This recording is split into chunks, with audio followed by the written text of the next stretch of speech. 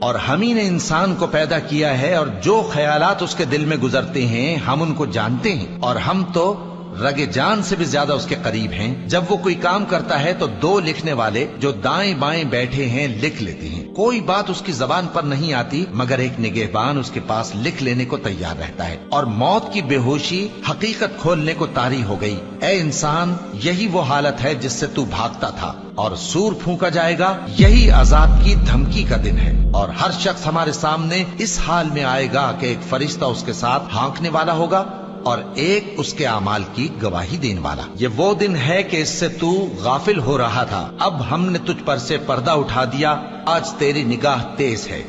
اور اس کا ہم نشیں فرشتہ کہے گا کہ یہ اعمال نامہ میرے پاس تیار ہے۔ حکم ہوگا کہ ہر سرکش ناشکرے کو دوزخ میں ڈال دو، جو مال میں بخل کرنے والا، حد سے بڑھنے والا، شبہ نکالنے والا تھا۔